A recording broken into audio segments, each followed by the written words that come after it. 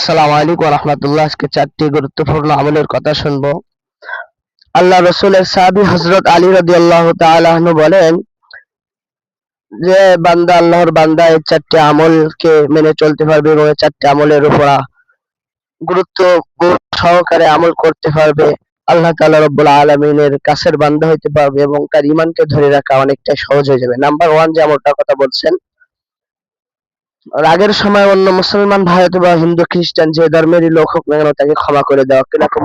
আপনার মাথায় রাগ আছে অথবা আপনার মাথায় টেনশন আছে, মনটা অনেক খারাপ, এই সময় কেউ কিছু ছোট কথা বললে আপনার কাছে মনে হয় আমাকে নিয়ে বড় কিছু বলছে, এই সময় আপনি তাকে গালি না দিয়ে, রাগের সময় আপনার সঙ্গে একটা অপরাধ করছে, বেয়াদবি করছে, এই সময় তাকে ক্ষমা করে দেওয়া।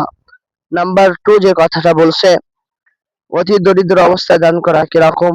আপনার এরকম অবস্থা চলতেছে যে আপনার সংসার আপনি ঠিকমতো চালাইতে পারতেছেন না, আপনার বিবি বাচ্চাদেরকে আপনি ভরণ পোশাক ঠিকমতো দিতে পারতেছেন না, সংসারের ভিতরে গ্যাঞ্জাম ফাসাদ চলতেছে, এমন সময় যদি কোনো অতি দরিদ্র বান্দা যদি আপনার কাছে এসে হাত পাতে এবং সাহায্য চায় এবং আল্লাহর রাস্তা থেকে যদি কোনো বান্দা এসে আপনার কাছে সাহায্য চায়, এমন অবস্থায় তাকে না ফিরিয়ে দেওয়া, তার হাতে কিছু দেওয়া, এমন অবস্থায় দান করা। নাম্বার 3 যে কথাটা বলছেন, নির্জনতা থেকে, গুনাহ থেকে বেঁচে থাকা। কেমন নির্জনতা? আপনি নির্জনতায় একা আছেন, আশেপাশে কেউ নাই, গুনাহ করার অনেক সুযোগ আপনার কাছে, জিনা করার সুযোগ আছে আপনার কাছে, বিভিন্ন ধরনের গুনাহ করার সুযোগ আছে, খারাপ ছবি দেখার, মোবাইলে অনেক ধরনের গুনাহ করার সুযোগ আপনি পেয়েছেন, এমন সময় গুনাহ থেকে বেঁচে থাকা। নাম্বার 4, সব সময় সত্য কথা বলা, সর্বাবস্থায় সত্য কথা বলা। তার জন্য যদি আপনার জীবনটাও চলে যায় তাও আপনি সত্য কথার উপরেই থাকবেন। সে আপনি যত বড় অপরাধ করেন না কেন, আপনার কাছে যদি কেউ কথাটা জিজ্ঞেস করে আপনি সত্য কথাটাই বলবেন।